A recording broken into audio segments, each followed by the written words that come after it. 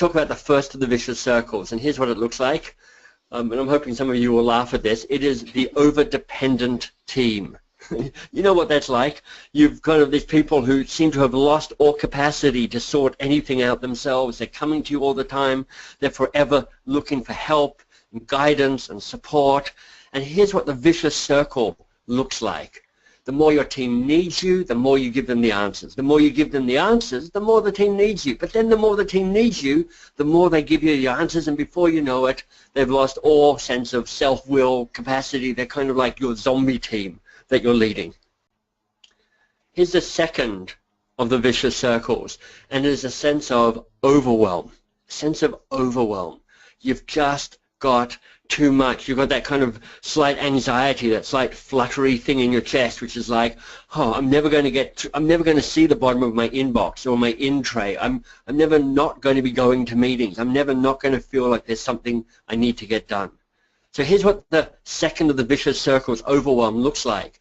The more I'm overwhelmed, the more I lose focus. Then the more you lose focus, the more you become overwhelmed. And then the more you become overwhelmed, the more you lose focus. And you can just feel how you spiral out of control with that second of the vicious circles. So overdependent team, number one. Overwhelmed, number two. What's the third of the vicious circles? Well, here it is. It is a disconnect. It's a disconnect between you and the work that matters, you and the work that makes a difference. You can really feel this in your bones if you're thinking to yourself, I'm not even sure why I'm showing up. I'm kind of lost my sense of the why of the work to kind of connect to Simon Sinek's work, or the purpose, or my language is how do I connect to the great work that really makes a difference. So what does this vicious circle look like? Well, here it goes. The less impact you have, the more you give up. The more you give up, the less impact you have. The more you give up, the less impact you have. The more impact you have, the more you kind of give up, and before you know it, you feel like a very small cog in quite a large machine. So how does that get fixed? How do you sort that out? But I need you to understand that the three key attributes you need to drive more great work are threefold. There's focus, there's courage, and there's resilience. Focus means, first of all, who am I and what do I care about? Because if you don't know what you care about, what matters to you, it's hard to find the work that has more meaning. And of course, it's also what's the work that makes a difference. So it's got an external focus as well. Where, of all the stuff I am working on, should I be focused so I can make my hedge elephant? Courage, of course, is a willingness to actually start doing your great work, even though as soon as you do that, you know you're going to create some forms of resistance to what's actually happening. And then resilience is that willingness to keep going when times get tough, because sometimes when you're doing great work, it feels awesome, you feel unstoppable. Other times you just want to lie down and have a nap because it's all too hard. And finally, I'm able to go, okay, here we go. Here are the 5 questions for focus. The very first one, what's on your mind? What's on your mind? What I'd love you to do is think about it. So when you think about you doing more great work, when you think about what's in front of you, what the opportunities are, what you're up against, what's on your mind? But here's the fundamental behavior that we're looking to create here. I want you, and I'm talking to you, the person who's listening to this, I want you to give a little less advice and stay curious just a little bit longer. So one of the things that I want you to start noticing is that rush to advice giving, to moving to action. See if you can just slow that down. So the second question I want to share with you is the focus question. Because here's my belief. In most organizations, there are too many people running around, coming up with good solutions, working really hard to solve the wrong problem.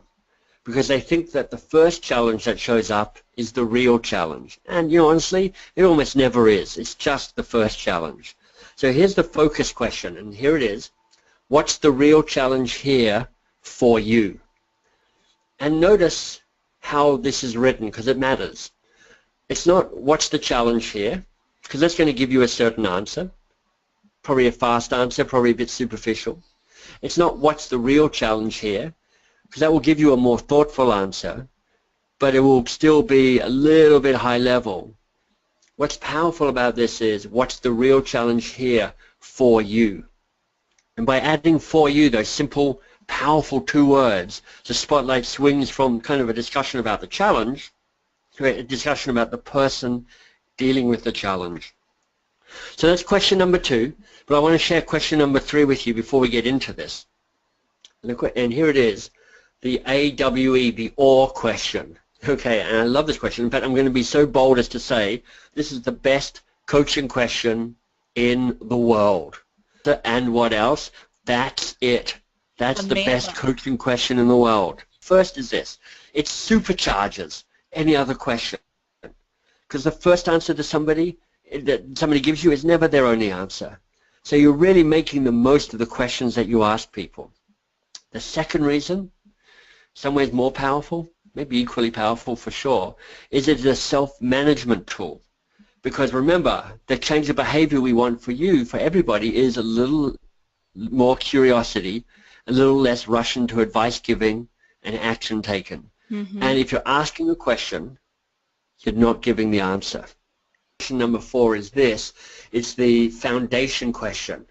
I almost call this the goldfish question, because sometimes when you ask it, people make a kind of goldfish face. Their eyes kind of pop out a little bit, and their mouth makes a kind of guppy shape.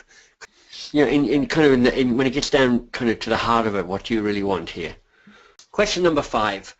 All right, the learning question. To help people learn, you need to know how people learn, and they don't learn when they do something, such as attend a webinar. They don't even know when they get told something, such as happens on webinars all the time. They only really learn when they're asked what was useful, what was valuable, when they have a moment to reflect on what just happened. What is useful for you may not be what was most useful for somebody else. And part of what's powerful about asking this question, not only do they get to find the value and hear the value, but you get feedback on what made most of a difference to them. You choose to connect with me on LinkedIn.